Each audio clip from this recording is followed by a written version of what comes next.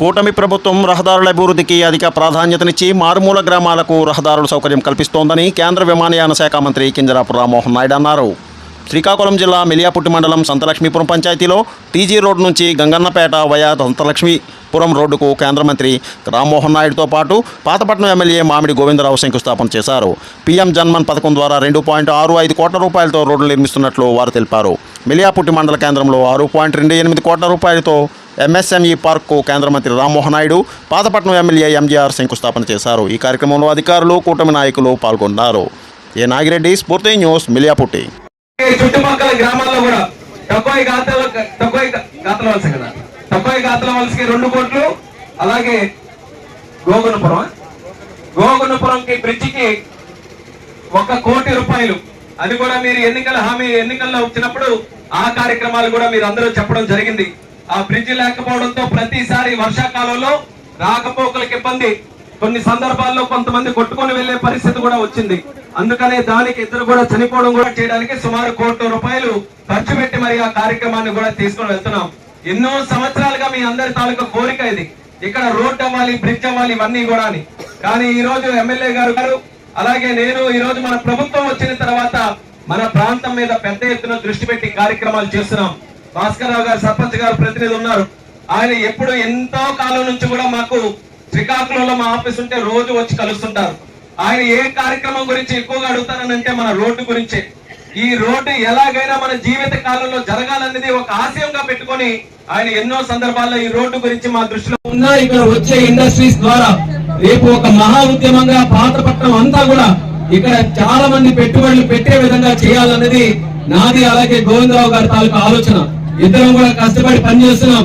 మీకు ఇచ్చిన హామీల ప్రకారం మన ఏరియాని డెవలప్ చేయాలని మా ఇద్దరికి కూడా ఉన్నది ఏంటంటే 175 నియోజకవర్గాల్లో పాతపట్నం బాగా వెనకబడి ఉంది. ఆంధ్రప్రదేశ్ రాష్ట్రంలోనే వెనకబడిపోయింది. అటువంటిది ఇక్కడ డెవలప్ చేయాలనంటే ఈ రోజు ఎంత స్థాయిలో అభివృద్ధి జరగాలో ఒక్కసారి గమనించండి. కానీ ఛాలెంజ్ గా తీసుకున్నాం. ఒక పక్కన పాలిటెక్నిక్ కాలేజీ పెట్టాలని, మరొక పక్కన ఇక్కడ ఉన్నటువంటి రోడ్డు వ్యవస్థలు కానీ, సీసీ రోడ్లు కానీ, బెయిల్ కానీ అవన్నీ కూడా మౌలిక వసతులు చేయాలని, అలాగే మన మిలియాపుట్టి గాని 5 మండలాల పాతపట్నంలో ప్రతి ఇంటికి కూడా కొలాయి ఇచ్చి నీరు అందించాలని, అలాగే ఇక్కడ ఉన్నటువంటి యువతి యువకులకి మంచి ఉద్యోగ అవకాశాలు కల్పించాలని మా తరపున కృషి చేస్తూ చంద్రబాబు నాయుడు గారు, పవన్ కళ్యాణ్ గారు, నరేంద్ర మోదీ గారు వాళ్ళందరి తాలూకు ఆశీర్వాదంతో మంచి ప్రోగ్రామ్స్ మనం చేయగలుగుతున్నాం. శ్రీకాకుళం జిల్లా టెక్కెలిలో పట్టు మహాదేవి కోనేరు గట్టుపై వెలిసిన శ్రీదేవి భూదేవి సహిత శ్రీ వైభవ వెంకటేశ్వర స్వామి కళ్యాణము వేద పండితుల చేతుల మీదుగా కన్నుల పండుగగా నిర్వహించారు. ఈ సందర్భంగా ఆలయ నిర్వహణ కమిటీ సభ్యులు లమ్మత్ మధు మాట్లాడుతూ పవిత్రమైన వైశాఖ శుద్ధ ఏకాదశిని పురస్కరించుకుని కలియుగ దైవం వెంకటేశ్వర స్వామి కళ్యాణము మహోత్సవాన్ని నిర్వహించడం జరిగిందని అన్నారు. ఈ కార్యక్రమంలో హిందూ దేవాలయ పరిరక్షణ సమితి జిల్లా అధ్యక్షుడు కోరాడ రాంప్రసాద్ దంపతులు, వంశధార మాజీ చైర్మన్ మల్ల బాలకృష్ణ దంపతులు, మామిడి నారాయణరావు దంపతులతో పాటు సుమారు 10 మంది దంపతులు మరియు టిఎస్ఎన్ రమణ దల్లి ప్రసాద్ రెడ్డి, ఆకుల ప్రకాశ్రావు, మెట్ట జగన్నాథం మాస్టారు, బుడ్డేపల్లి పాపారావు తదితరులు ఈ కార్యక్రమంలో పాల్పంచుకున్నారు. బలగ జనార్దన్ రావు, స్ఫూర్తి న్యూస్, టెక్కలి. కాకినాడ జిల్లా సముద్ర తీరం వెంబడి డ్రోన్స్తో పటిష్టమైన నిఘాను ఏర్పాటు చేయడం జరిగిందని కాకినాడ జిల్లా ఎస్పీ బిందు మాధవ్ తెలిపారు.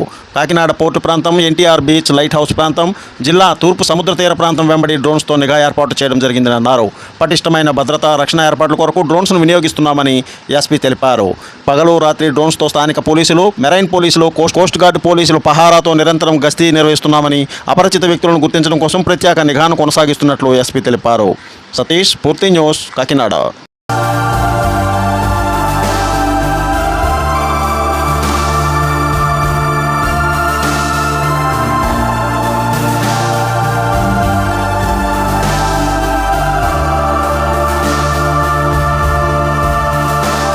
ఏలూరు జిల్లా జంగారెడ్డిగూడెం మండలం గురువాయిగూడెం గ్రామ సమీపంలో స్వయంభూలుగా వెలిసిన శ్రీ మధ్య ఆంజనేయ స్వామి వారి దేవస్థానంలో అత్యంత వైభవంగా 1,00,000 తమలపాకుల ప్రత్యేక పూజలను నిర్వహించడం జరిగిందని ఆ దేవస్థానం అసిస్టెంట్ కమిషనర్ కార్యనిర్వహణాధికారి అయిన ఆర్వి చందన తెలిపారు.